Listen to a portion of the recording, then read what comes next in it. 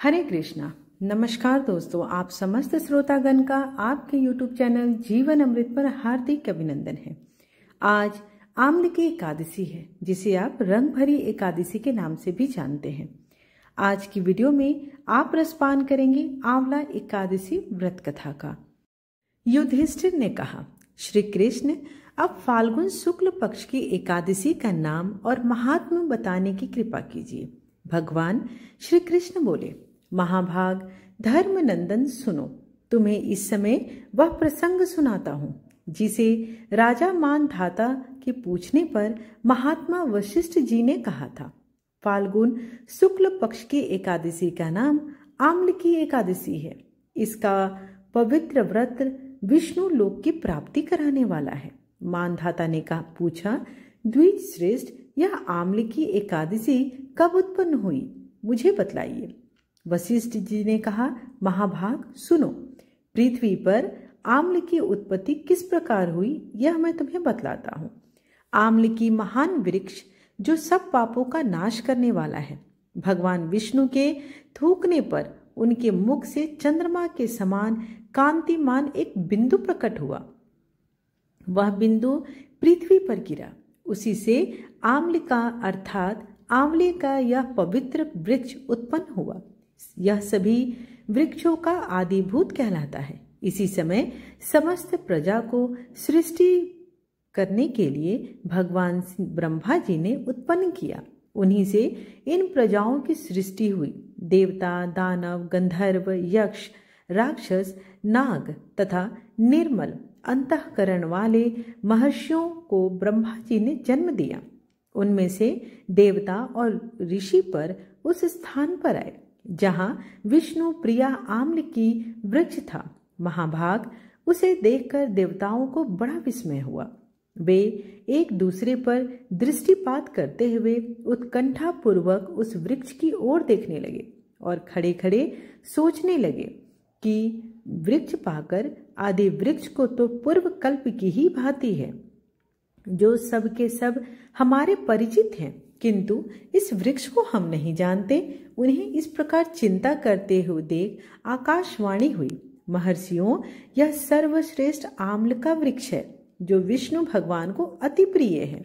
इसके स्मरण मात्र से गोदान फल प्राप्त होता है। स्पर्श करने से इससे दुगना और फल भक्षण करने से तिगुना प्राप्त होता है।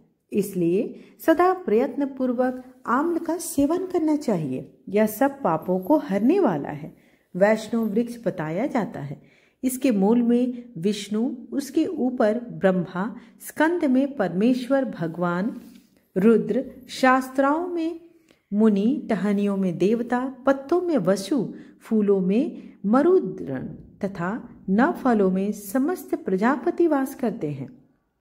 आम्ल की सर्वदेवमयी बताई गई है। अतः विष्णु भक्त पुरुषों के लिए यह परम पूजनीय है। ऋषि बोले, हम लोग आपको क्या समझे, आप कौन हैं, देवता हैं या कोई और है, हमें ठीक ठीक बतलाइए। आकाशवाणी हुई, जो संपूर्ण भूतों के कर्ता और समस्त भुवनों के सृष्टि करता है, जिन्हें विद्वान पुरुष भी कठिनता से देख पाते हैं, वही सनातन विष्णु हूं मैं।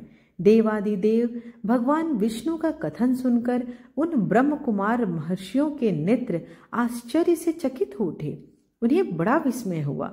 वे आदि अंत रहित भगवान की स्तुति करने लगे।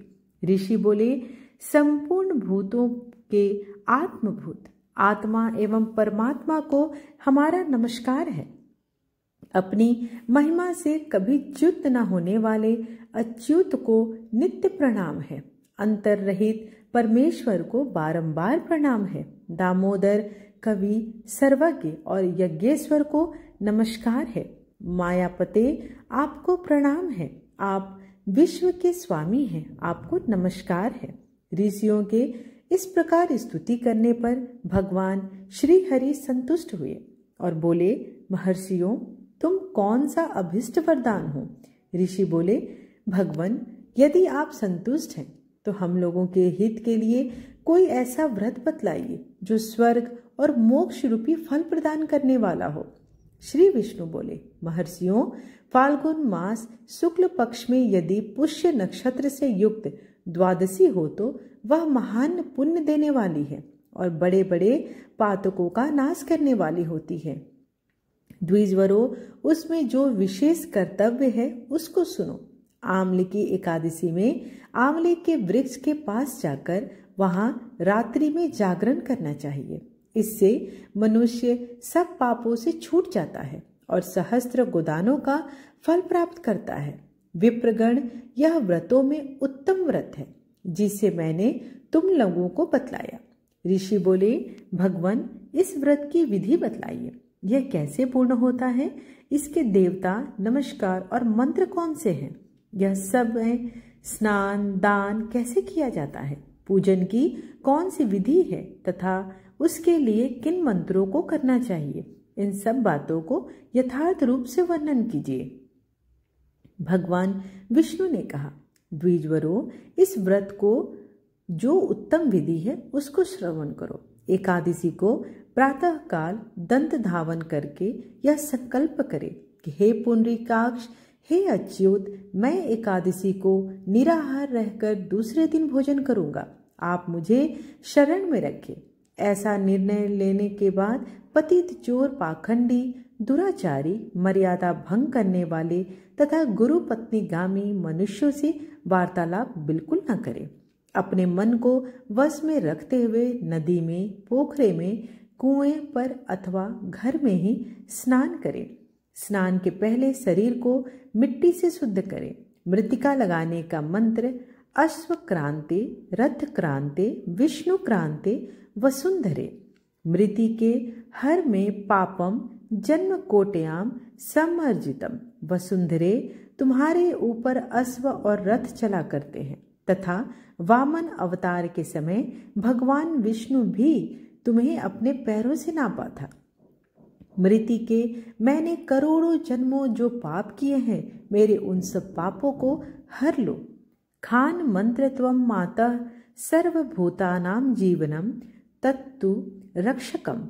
स्वेद जो दिजादिनम रसानां पत्ये नमः। स्त्रातो अहम सर्वतीर्थेषु हृदय प्रस्त्रवणेषु च नदेषु देवखातेषु इदं स्त्रानम तु मे भवेत्। अर्थात जल की अधिष्ठात्री देवी माता, तुम संपूर्ण भूतों के लिए जीवन हो। वही जीवन जो स्वेज, दज और उद्धिज जाति के जीवों की भी रक्षा करता है। तुम रसों की स्वामिनी हो, तुम्हें नमस्कार है। आज मैं संपूर्ण तीर्थों, कुंडों, झरनों और नदियों और देव संबंधी सरोवर में स्नान कर चुका हूँ। मेरा यह स्नान उक्त सभी स्त्रानों का फल देने वाला हो। विद्वान पुरुष को चाहिए कि वह परशुराम जी को सोने की प्रतिमा बनाए। प्रतिमा अपनी शक्ति और धन के अनुसार 1 या आधे माह से स्वर्ण की होनी चाहिए। खान के पश्चात घर आकर पूजा और हवन करें। इसके बाद सब प्रकार की सामग्री लेकर आंवले के वृक्ष के पास जाएं। वहां वृक्ष के चारों ओर की जमीन झाड़ कर लीप पोत कर शुद्ध करें। शुद्ध की हुई भूमि में मंत्र पाठ करके पूर्वक से जल से भरे हुए नवीन कलश की स्थापना करें। कलश में पंचरत्न और दिव्य गंध आदि छोड़ दें। श्वेत चंदन से उसको चर्चित करें। कंठ में फूल की माला पहनाएं। सब प्रकार के धूप की सुगंध फैलाएं। जलते हुए दीपकों की श्रेणी सजाकर, तात्पर्य जलते हुए दीपकों की श्रेणी सजाकर। तात्पर्य यह हुआ कि सब ओर से उस दृश्य को मनोहर करें, सुंदरता से उसे उपस्थित करें। पूजा के लिए नवीन छाता, जूता और वस्त्र भी मंगा कर रखें। कलश के ऊपर एक पात्र रखें, उसे दिव्य लाजों से भर दें। फिर उसके ऊपर स्वर्ण में परशुराम जी की स्थापना करें। कहें, श्री विष्णु स्वरूप परशुराम जी, आपको नमस्कार है, नमस्कार है। आंवले के फल के साथ दिया हुआ मेरा यह अर्घ्य ग्रहण करें। तदंतर भक्ति युक्त चित्त से जागरण करें। नृत्य, संगीत, वाद्य, धार्मिक उपाख्यान तथा श्री विष्णु संबंधी कथा वार्ता आदि के द्वारा वह रात्रि व्यतीत करे। बाद भगवान विष्णु का नाम लेकर आम्ल के वृक्ष की परिक्रमा 108 या 28 बार करें। फिर सवेरा होने पर श्री हरि की आरती करे, ब्राह्मण की पूजा करके वहां की सब सामग्री उसे निवेदन कर दे।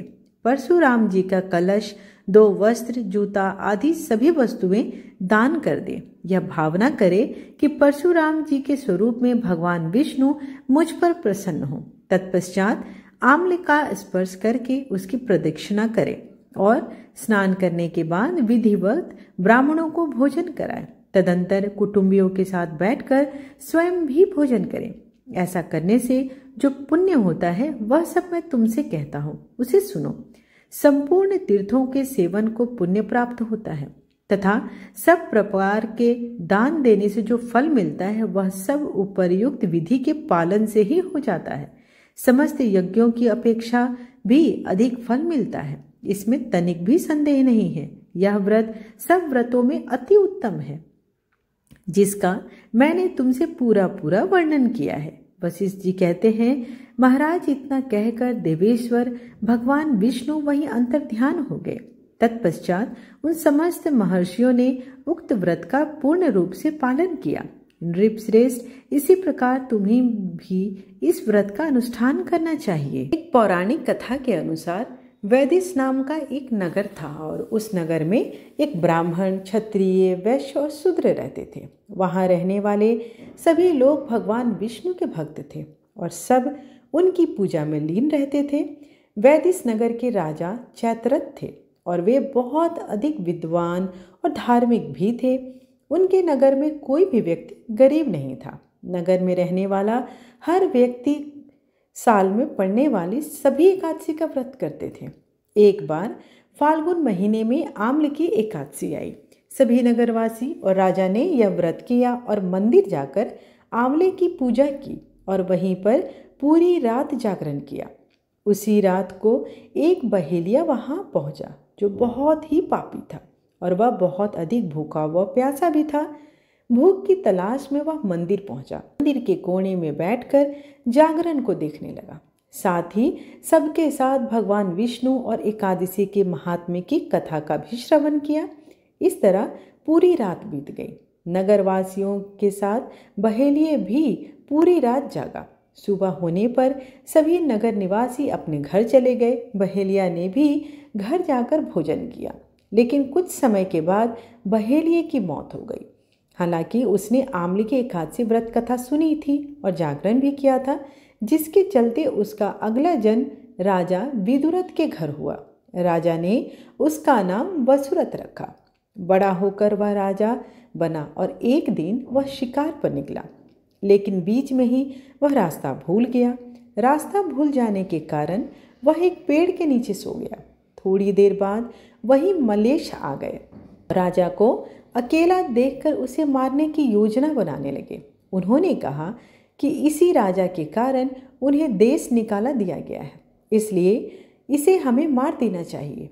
इस बात से अनजान राजा सोता रहा। मलेच्छों ने राजा पर हथियार फेंकना शुरू कर दिया, लेकिन उनके शस्त्र राजा पर फूल बनकर गिरने लगे।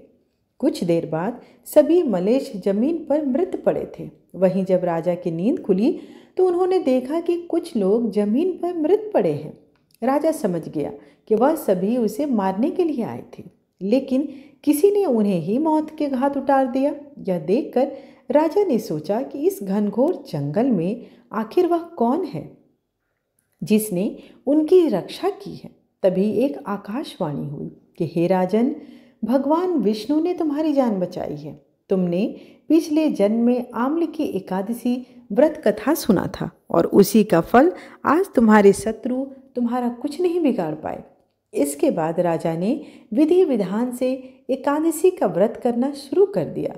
वह अपने राज्य को लौटा और उसके राज्य में जितने भी लोग थे सभी इस पुण्य एकादशी के व्रत को करते थे।